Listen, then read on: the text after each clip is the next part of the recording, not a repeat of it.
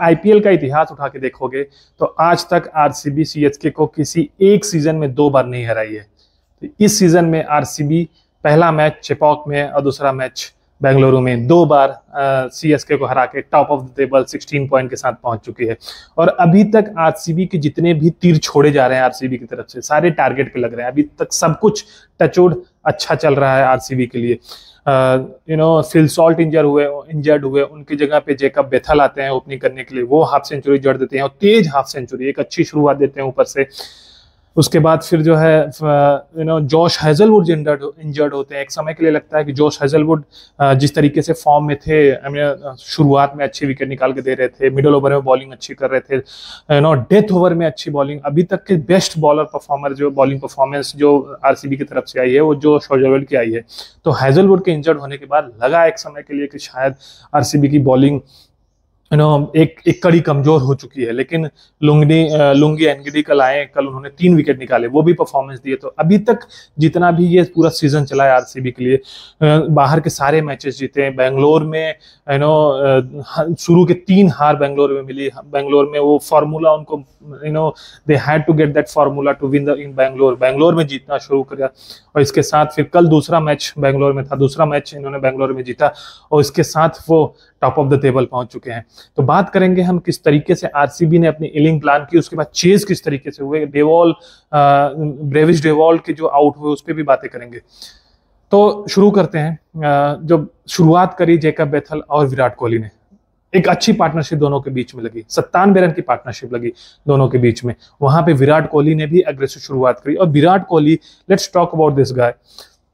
Last match में DC के against Delhi में जब 160-65 रन का चेस चाहिए थे, जहां पे ट्रिकी पिच थी, जहां पे स्लोविश पिच थी, एक एंकर रोल चाहिए था, जहां पे एक प्लेयर को दूसरे एंड से विकेट संभाल के रखना था, वहां पे विराट कोहली ने रना बॉल खेल के एक एंकर इनिंग खेल के टीम को जीत दिलाई और चेस कर डाली, ऑलमोस्ट मैच फिनिश करके रखा वहां पे।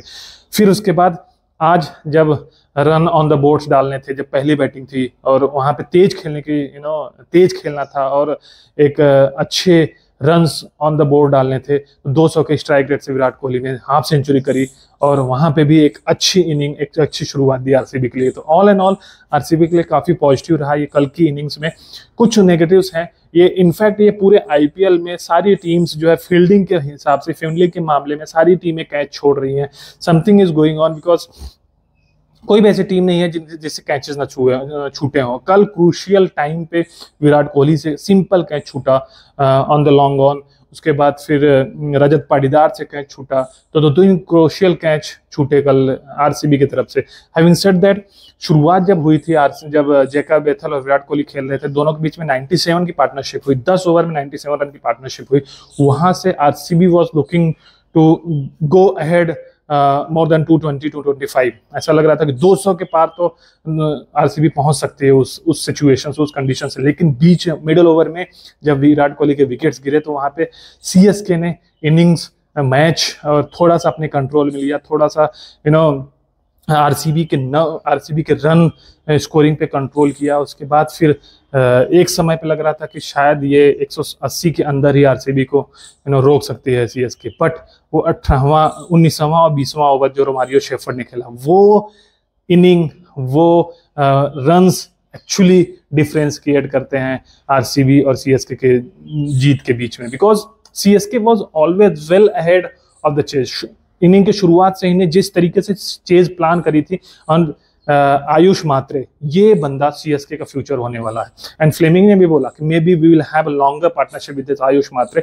जिस तरीके से शुरू के 1-2 ओवर में ये बंदा फंसा, शुरू में शॉट्स नहीं लग रहे थे, बट जैसे ही यश दयाल के ओवर में 2 चौके आए, फिर यार भुवनेश्वर कुमार के ओवर में 26 रन निकालना। Bhuvneshwar Kumar has been one of the best bowler of the IPL means all the time of the IPL in the entire season. Bhuvneshwar Kumar को इतनी मार नहीं पड़ती है जिस तरीके से आयुष मात्रे ने भुवनेश्वर कुमार को चौके 5 चौके 1 छक्का मारा। भुवनेश्वर कुमार के ओवर में 26 रन निकाल के दिए। वहां से मोमेंटम शिफ्ट होता है सीएसके की तरफ। उसके बाद फिर सीएसके पीछे मुड़ के देखती नहीं है इस चीज में, और एक टाइम पे लग रहा था कि सीएसके ये मैच जीत सकती है। जो पार्टनरशिप लगी थी आयुष मात्रे और रविंद्र जडेजा के बीच में, वो पार्टनरशिप क्रूशियल पार्टनरशिप, वहां पे भी विकेट नहीं गिरे और वो एक तेज पार्टनरशिप है, एक दूसरे को कॉम्प्लीमेंट कर रहे थे दोनों। Ravindra Jadeja was playing very well, the strike he was striking very well against the spinner। Ayush Mhatre जो स्पिनर के अगेंस्ट स्ट्राइक रेट थोड़ी कम थी, बट पेसर्स को जो है अच्छी तरीके से हिट कर रहे थे आयुष मात्रे। तो ऑल एंड ऑल सीएसके के लिए जो चेस बहुत अच्छा जा रहा था, बट जब विकेट गिरती है तो देयर वाज वन ब्लंडर जो सीएसके ने कर दी, जो एमएस धोनी ने एक ब्लंडर कर दी। वहां पे जो एमएस धोनी आते हैं विकेट पे, वहां पे शिवम दुबे को भेजना चाहिए था। Shivam Dubey was in form, was in good control, और उसके बाद उनको चीज कंडीशन सिचुएशन रीड करनी चाहिए था। That was the blunder from MS Dhoni side, कि उनको देखना चाहिए था कि आरसीबी अपने एक स्पिनर्स को रोक के रखी है, सुयश शर्मा को, एक लेग स्पिनर्स को। लास्ट टाइम भी जब पंजाब के अगेंस्ट मैच हो रहा था तो यजुवेंद्र चहल को पंजाब ने रोक के रखा था महेंद्र सिंह धोनी के अगेंस्ट बॉलिंग कराने के लिए। यहाँ भी आरसीबी ने सुयश शर्मा को रोक के रखा था एमएस धोनी के अगेंस्ट बॉलिंग कराने के लिए। तो वहां पे अगर धोनी की बजाय शिवम दुबे वहां पे बैटिंग करने आता तो शायद शिवम दुबे अच्छी हिटिंग लगा रहा था। बाद में भी जब शिवम दुबे धोनी के विकेट गिरने के बाद आया तो वहां पे भी जडेजा भी यॉर्कर मिस हो रहे थे, फुल टॉस जा रहे थे। Jadeja was not able to convert those full toss into the sixes और in the boundary, but Shivam Dube ने जितनी बॉल खेली वहां पे वो मैच कंट्रोल में लाया। तो Shivam Dubey was in the form, is a good touch. वहां पे शिवम दुबे को आना चाहिए था और शायद वो 19वें ओवर में मैच खत्म कर देता, क्योंकि सुयश का एक ओवर था और leg spinner against lefty is always going to be a tricky और always going to be a risky. तो वो थोड़ी सी मिस्टेक्स हुई। उसके बाद फिर जब सुयश शर्मा का, हैविंग सेड दैट, सुयश शर्मा का जब ओवर आता है, आई थिंक 18वां ओवर, उसमें वो 6 रन देके जाता है। That was the game. वहां पे वो थोड़े और हिटिंग कर सकते थे। जैसा था महेंद्र सिंह धोनी ने बोला है कि मुझे शायद और पहले से ही कुछ शॉट्स कन्वर्ट करने चाहिए थे, कुछ शॉट्स बाउंड्री में कन्वर्ट करने चाहिए थे। I will take all the blames. Having said that, वहां पे सुयश शर्मा का ओवर अगर 10-12 रन से ओवर निकल जाता तो मैच कंट्रोल में आ चुका था। उसके बाद बात करते हैं लास्ट ओवर यश दयाल की। Last year Yash Dayal versus CSK, this year again Yash Dayal versus CSK, और सामने महेंद्र सिंह धोनी। लग रहा था इस बार कि शायद महेंद्र सिंह धोनी वो लास्ट ईयर का बदला ले सकते थे और यश दयाल को हिट करके शॉट्स भी लगे और यॉर्कर मिस भी हो रही थी। यश दयाल जिस तरीके से यॉर्कर डाला था, आई ट्वीटेड ऑल्सो कि भाई यॉर्कर का प्रयास मत करो, अगर you have that slower delivery, hit the deck ball, अब उस पर ट्राई करो, बिकॉज अगर आप यॉर्कर मिस करोगे तो Dhoni surely will hit you of the park. But वो यॉर्कर मिस हुई, फुल टॉस गई, लोअर फुल टॉस, और धोनी के पैड पे लगती है, धोनी उसको हिट नहीं कर सकते, ही मिस्ड देयर धोनी, और वो फिर एलबीडब्ल्यू वहां पे विकेट निकलता है धोनी का। फिर उसके बाद नो बॉल भी लगते हैं, नो बॉल भी गिरी, वहां पे छक्के भी लगते हैं, बट उसके बाद फिर रविंद्र जडेजा जो है वो लोअर फुल टॉस को कन्वर्ट नहीं कर पाते हैं बाउंड्रीज में। So all and all I mean it was a great game, और गेम पूरा balance, I mean ups and downs थे गेम में।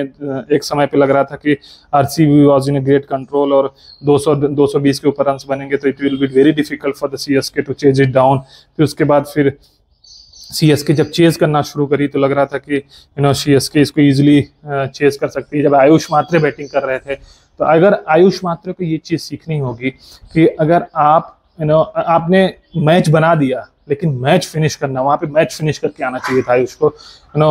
अगर आपको लग रहा है कि एक मैच आप फिनिश कर सकते हो तो you should have finish that match then and there and then come back to that. अभी भी वो एक्सपीरियंस लेना होगा इस बंदे को, और जिस तरीके से ये खेल रहा है, he will go long way, this guy will go long way. फिर आज डबल हेडर है,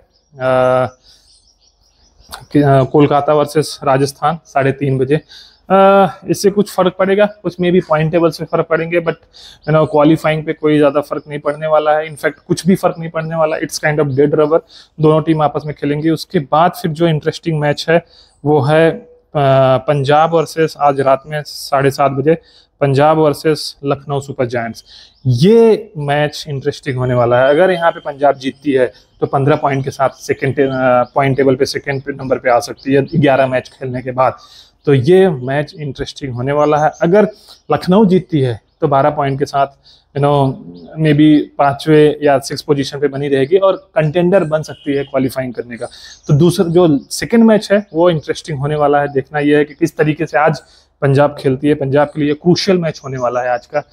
तो फिर लाइव आएंगे हम शाम को मैच के बाद और इसके बारे में बातें करेंगे। तब तक आप चैनल को सब्सक्राइब करिए, वीडियो को लाइक करिए और बेल आइकन दबाना नहीं भूलिएगा। धन्यवाद, थैंक यू।